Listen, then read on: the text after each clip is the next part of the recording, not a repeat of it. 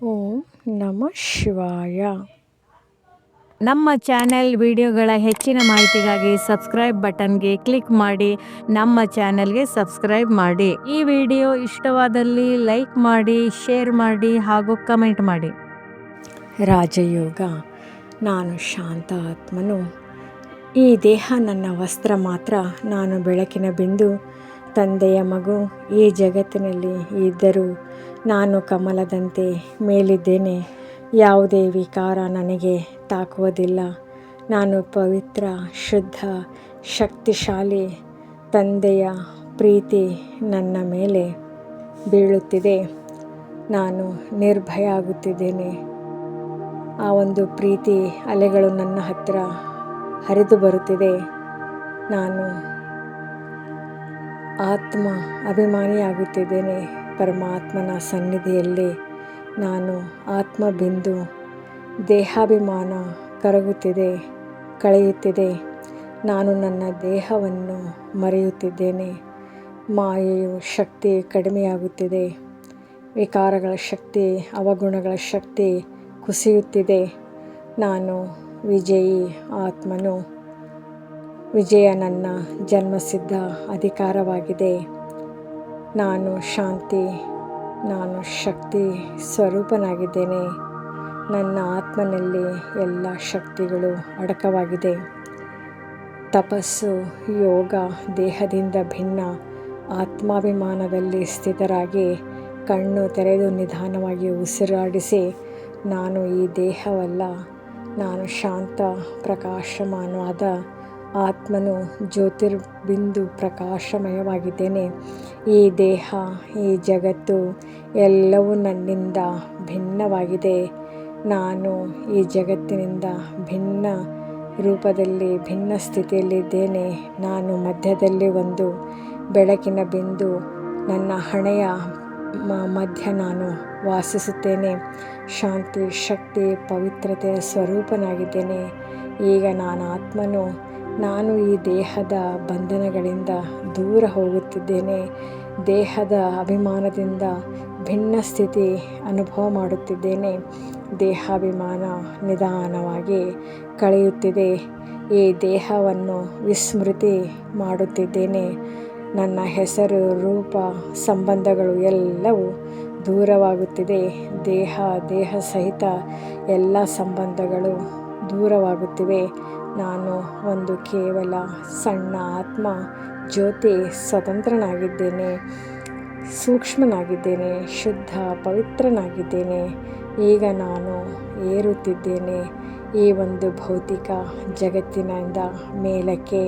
ಪಂಚತತ್ವಗಳಿಂದ ಆಚೆ 6ನೇ ತತ್ವಕ್ಕೆ ಹಾರುತ್ತಿದ್ದೇನೆ. ಅದು ಶಾಂತಿಯ ಲೋಕ, ನಿರಾಕಾರ ಧಾಮ, ಬ್ರಹ್ಮ ಮಹಾತತ್ವ. ಆ ಒಂದು ತತ್ವದಲ್ಲಿ ನಾನು, ಅಲ್ಲಿ ಗಾಢವಾದ ಶಾಂತಿ ಅನುಭೂತಿ ಇದೆ. ನಿಶ್ಶಬ್ದದ ಸಾಗರ ಪರಮಾತ್ಮ ಅಲ್ಲಿ ವಿರಾಜಮಾನವಾಗಿದ್ದಾರೆ. ನಾನು ಅಲ್ಲಿ ನನ್ನ ಪರಮಪಿತ ಶಿವ ತಂದೆಯ ಜೊತೆಗೆ ಸ್ಮೃತಿಯನ್ನು ಜೋಡಿಸುತ್ತಿದ್ದೇನೆ. ಅವರು ಪರಮಾತ್ಮ ಜ್ಞಾನ ಸಾಗರನಾಗಿದ್ದಾರೆ, ಶಕ್ತಿ ಸಾಗರನಾಗಿದ್ದಾರೆ ಹಾಗೂ ಪ್ರೀತಿಯ ಸಾಗರನಾಗಿದ್ದಾರೆ. ಅವರಿಂದ ದಿವ್ಯ ಕಿರಣಗಳು ಬರುತ್ತಿವೆ, ಸಕಾಶ ಬರುತ್ತಿದೆ. ನನ್ನ ಮೇಲೆ, ನನ್ನ ಆತ್ಮನ ಮೇಲೆ ಬೀಳುತ್ತಿವೆ. ನನ್ನ ಆತ್ಮ ಪವಿತ್ರವಾಗುತ್ತಿದೆ.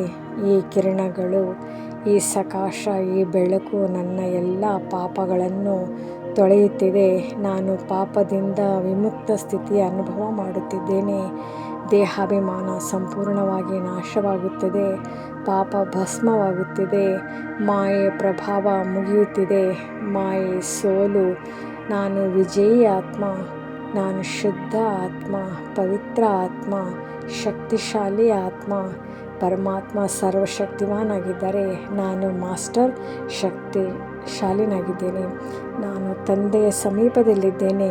ಅವರ ಪ್ರೀತಿಯಲ್ಲಿ ಲೀನವಾಗುತ್ತಿದ್ದೇನೆ. ನಾನು ಕಮಲ ಪುಷ್ಪದಂತೆ ಸಮಾನ. ಈ ಜಗತ್ತಿನಲ್ಲಿ ಇದ್ದರೂ ಸಹ ನ್ಯಾರ ಮತ್ತು ಪ್ಯಾರ ಅಂದರೆ ಅಂಟಿಕೊಳ್ಳುವುದಿಲ್ಲ. ಆ ಒಂದು ಸ್ಥಿತಿಯಲ್ಲಿ ಸ್ಥಿತನಾಗಿದ್ದೇನೆ. ಎಷ್ಟು ನ್ಯಾರ ಅಷ್ಟು ಪ್ಯಾರ, ಭಗವಂತನಿಗೆ ಪ್ಯಾರ. ಈಗ ನಾನು ಸಂಕಲ್ಪ ಮಾಡುತ್ತೇನೆ, ನಾನು ಸದಾ ಆತ್ಮಾಭಿಮಾನಿಯಾಗಿ ಇರುತ್ತೇನೆ. ನಾನು ನಿರಹಂಕಾರಿ ಮತ್ತು ಪರಮಾತ್ಮನ ಸೇವಕನಾಗುತ್ತೇನೆ. ನಾನು ಎಲ್ಲರಿಗೂ ಸುಖ ನೀಡುತ್ತೇನೆ, ಸುಖದಾತನಾಗುತ್ತೇನೆ, ಯಾರಿಗೂ ದುಃಖವನ್ನು ಕೊಡುವುದಿಲ್ಲ. ನಾನು ವಿಜಯೀ ಆತ್ಮನು, ನಾನು ಶಾಂತಿಯ ದೂತನಾಗಿದ್ದೇನೆ. ಪರಮಾತ್ಮ ನನ್ನ ತಂದೆ. ರಾಜ್ಯವು ಕೇವಲ ದೈಹಿಕ ವ್ಯಾಯಾಮವಲ್ಲ, ಅದು ಮನಸ್ಸನ್ನು ಗೆದ್ದು ಆತ್ಮದೊಂದಿಗೆ ಬೆರೆಯುವ ಒಂದು ಪವಿತ್ರ ಮಾರ್ಗವಾಗಿದೆ. ಮಹರ್ಷಿ ಪತಂಜಲಿಯವರು ತಿಳಿಸಿದಂತೆ ಚಿತ್ತವೃತ್ತಿ ನಿರೋಧ, ಮನಸ್ಸಿನ ಅಲೆಗಳನ್ನು ಅಡಗಿಸುವುದೇ ಯೋಗ ಎಂದು. ಪ್ರಾಚೀನ ರಾಜಯೋಗದ ಅಭ್ಯಾಸವನ್ನು ನಾವು ಈ ರೀತಿಯಾಗಿ ಅಭ್ಯಾಸ ಮಾಡೋಣ. ಮೊದಲು ಸಿದ್ಧತೆ ಮಾಡಿಕೊಳ್ಳೋಣ. ಒಂದು ಪ್ರಶಾಂತವಾದ ಮತ್ತು ತಂಗಾಳಿ ಇರುವಂತಹ ಸಂಚಾರವಿರುವ ಜಾಗವನ್ನು ಆರಿಸಿಕೊಳ್ಳೋಣ. ಆಸನ ಅಂದರೆ ಸುಖಾಸನದಲ್ಲಿ ಕುಳಿತುಕೊಂಡ್ರೆ ಒಳ್ಳೆಯದು, ಅಥವಾ ಪದ್ಮಾಸನದಲ್ಲಿ ಕುಳಿತುಕೊಳ್ಳೋಣ. ಬೆನ್ನು ಮೂಳೆ ನೇರವಾಗಿರಲಿ, 90 ಡಿಗ್ರಿ ಇರಲಿ.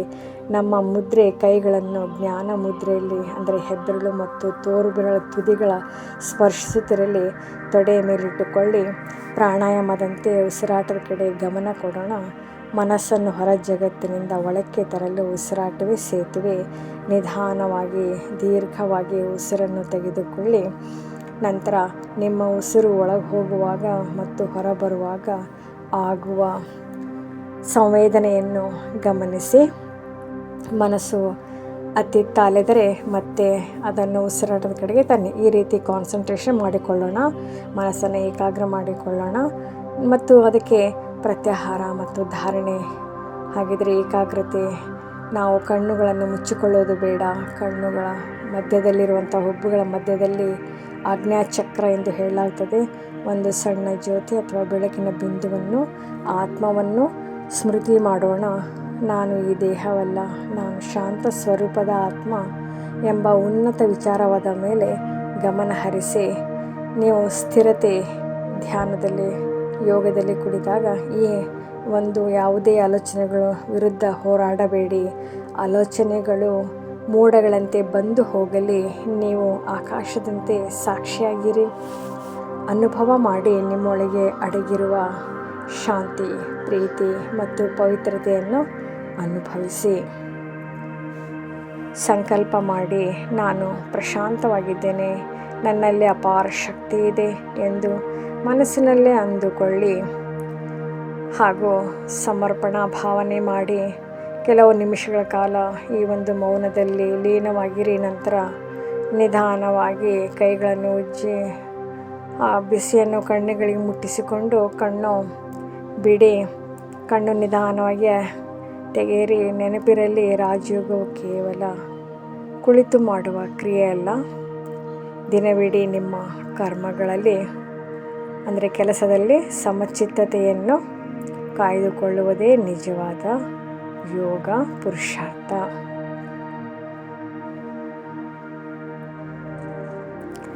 ಈ ಅಭ್ಯಾಸವನ್ನು ಪ್ರತಿದಿನ ಬೆಳಿಗ್ಗೆ 10-15 ನಿಮಿಷ ಮಾಡಿದರೆ ಮಾನಸಿಕ ಒತ್ತಡ ಕಡಿಮೆಯಾಗಿ ಅದ್ಭುತವಾದ ಏಕಾಗ್ರತೆ ಸಿದ್ಧಿಸುತ್ತದೆ. ಓಂ ಶಾಂತಿ. ಈ ವಿಡಿಯೋ ಇಷ್ಟವಾದಲ್ಲಿ ಹೆಚ್ಚಿನ ವಿಡಿಯೋಗಳ ಮಾಹಿತಿಗಾಗಿ ನಮ್ಮ ಚಾನಲ್ಗೆ ಸಬ್ಸ್ಕ್ರೈಬ್ ಮಾಡಿ. ತಮಗೆ ವಿಡಿಯೋ ನೋಟಿಫಿಕೇಷನ್ ಸಿಗ್ತಾ ಇರುವುದು ಧನ್ಯವಾದಗಳು.